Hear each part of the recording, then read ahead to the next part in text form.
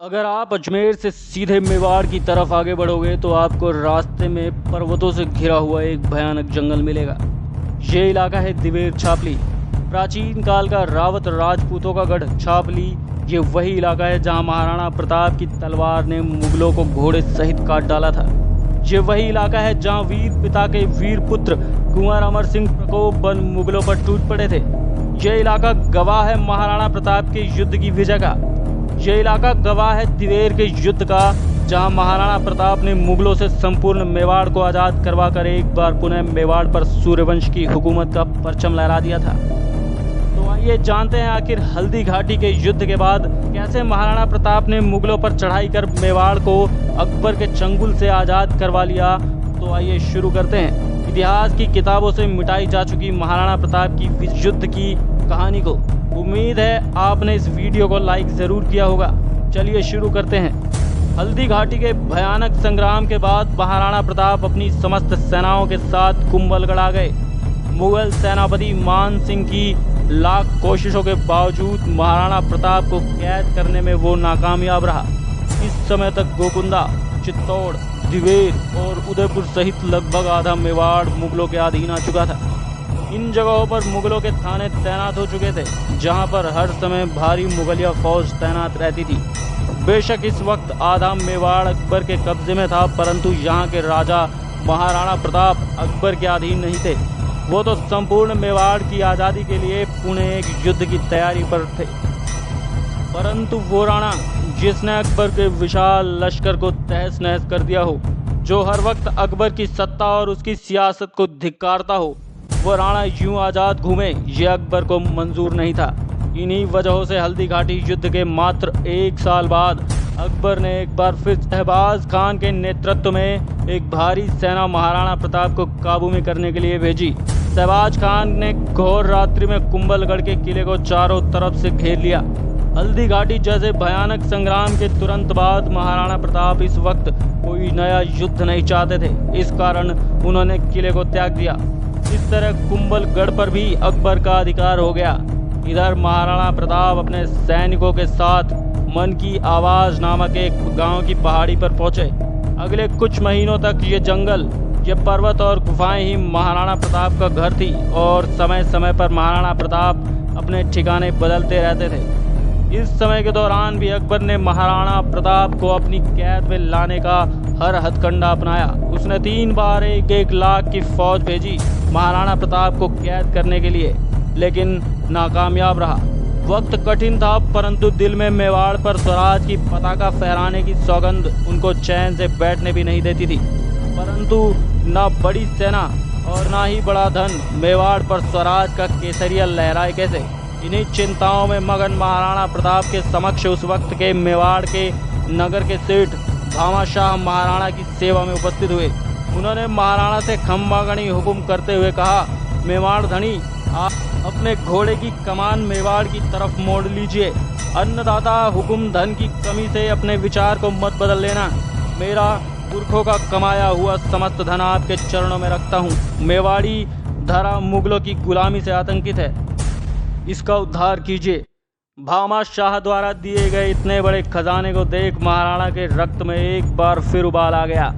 इस बार हुकुम के पास बहुत बड़ा धन था, जिसे स्वराज की विशाल सेवा का निर्माण किया जा सकता था।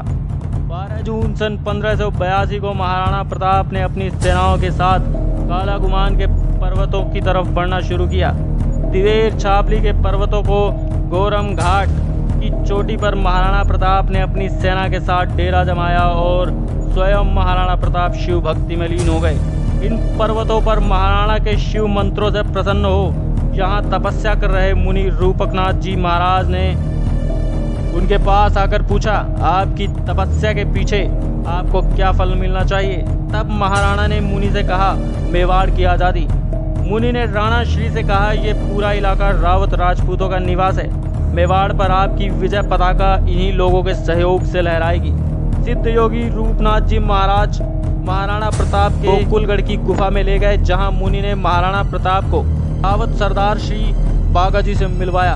श्री बागाजी रावत ने महाराणा हुकुम से कहा कि इस गांव के सभी ठिकानों में रावत हुकुम की सेवा हाजिर है। जब आदेश तब प्रहार, हुकुम का इशारा मिलते ही नरमुंडों का ढेर लगा देंगे। और इस तरह महाराणा की सेनाओं ने धन और शक्ति दोनों प्राप्त कर ली। धन का बंदोबस्त भामा शाह के महादान से हो गया और सेना श्री बागाजी रावत की सेना के सहयोग से 16 सितंबर सन 1582 को इतिहास के पन्नों में वो तारीख दर्ज हुई जब राणा प्रताप की सेनाएं मुगलिया थानों पर आंधी के समान टूट पड़ी। विजयदशमी का वो दिन गवाह बना राणा के प्रकोप का।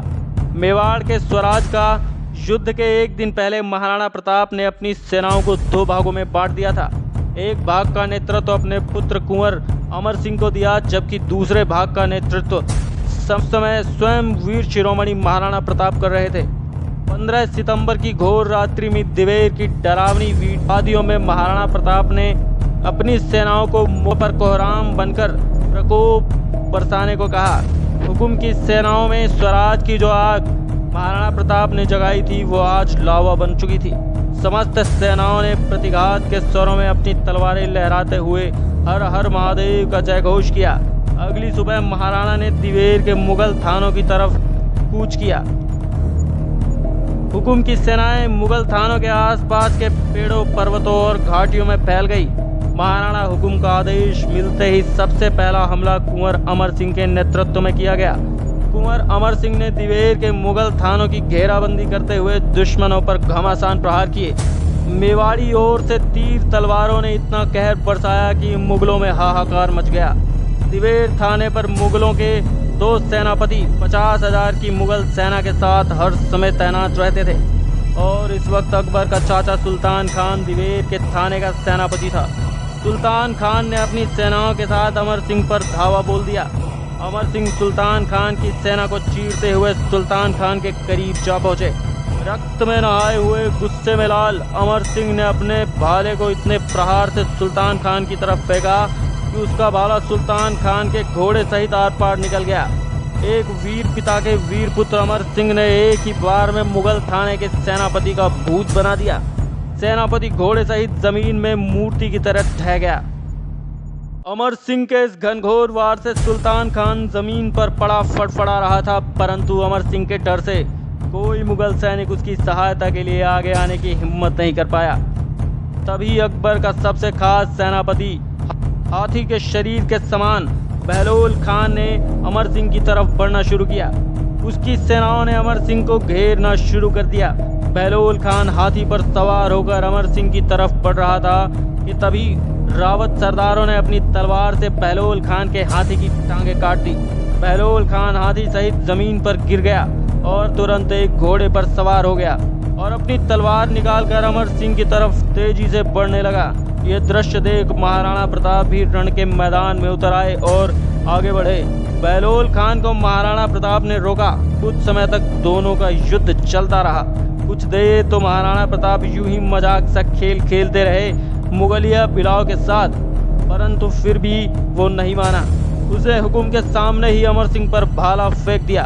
इस करतूत के बाद गुस्से में आए महाराणा हुकुम ने 2 कदम पीछे हटाकर बहलोल खान पर ऐसा करारा वार किया कि हाथी शरीर के बहलोल खान को उसके घोड़े सहित सीधी लकीर में चीरकर 2 हिस्सों में अलग कर दिया। ऐसा करारा प्रहार जिसने खान का आधा शरीर इस तरफ और आधा शरीर उस तरफ ढहा दिया। कौन था बहलोल खान? बहलोल खान अकबर का खास मंत्री था। अकबर को उसकी ताकत पर बहुत नाज था। हाथी जैसा विशाल बदन और उसका कभी किसी युद्ध में नहीं हारना। 50 आदमी मिलकर भी उसको काबू नहीं कर पाते थे। ऐसे दानव को महाराणा प्रताप ने एक ही झटके में 2 हिस्सों में फाड़ दिया। दिवेर के थानापतियों के मरते ही 36,000 की मुगलिया फौज अपनी तलवारें झुकाते हुए महाराणा प्रताप के सामने आत्मसमर्पण कर देती है। भारत के इतिहास में इतना बड़ा आत्मसमर्पण किसी भी राजा के सामने कभी नहीं हुआ था। महाराणा ने दिवेर को अपने अधिकार में लेते ही अपने सरदारों को कुंभलगढ़ की तरफ बढ़ने के आदेश दिए। हुकुम की प्रचंड सेनाओं ने कुंभलगढ़ की तरफ बढ़ना शुरू किया। इस समय कुंभलगढ़ पर अकबर के सेनापति गाजी खान का अधिकार था। गाजी खान महाराणा की आने की खबर सुन बिना लड़ाई अपनी सेना सहित अजमेर भाग गया।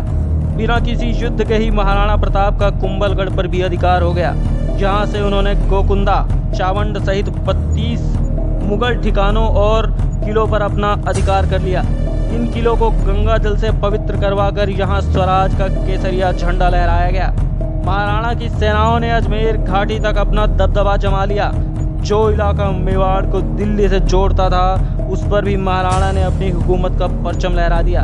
अपने विजय अभियानों में महाराणा प्रताप ने लगभग संपूर्ण मेवाड़ को आज़ाद करवा लिया, सिवाय चित्तौड़ और मांडलगढ़ को छोड़कर। ये दुर्ग भी महाराणा के छत्र के नीचे होते अगर उन्हें भगवान का बुलावा इतनी जल्दी नहीं आता। महाराणा ने मुगल सत्ता पर स्वराज का वो हथौड़ा मारा कि अकबर ने मेवाड़ की विजय का सपना ही त्याग दिया। उसकी सेनाओं ने कभी भी मेवाड़ की तरफ रुख नहीं किया। इस आज़ादी के पीछे महाराणा ने अपना सुख चैन सब त्याग दिया। सोने के थाल में भोजन करने वाले राजा ने जंगलों में निवास बनाया। मखमल पर चलने वाले राणा ने कांटों भरी राह पर चलकर स्वराज का जो बिगुल बजाया, उसे बाजीराव पेशवा से लेकर नेताजी सुभाष चंद्र बोस सहित कई योद्धाओं ने अपनाया। मेवाड़ में आज भी बड़े गर्व से कहा जाता है कि जब मेवाड़ के राणा रण में उतरते हैं तो घोड़े सहित योद्धाओं को काट डालते हैं। ऐसे वीर सपूतों के विजय युद्ध, दिवेर के युद्ध को भारत के इतिहास की किताबों से मिटा दिया गया, ताकि हम और आप कभी अपने पूर्वजों की शक्ति पर गुमान न कर सकें। इस वीडियो को अधिक से अधिक लोगों तक पहुंचाइए। कृपया इस वीडियो को लाइक ज़रूर करें और इसे अधिक से अधिक शेयर करें, ताकि आपका इतिहास विश्व के कोने कोने तक पहुंचे। आपका बहुत बहुत आभार। धन्यवाद।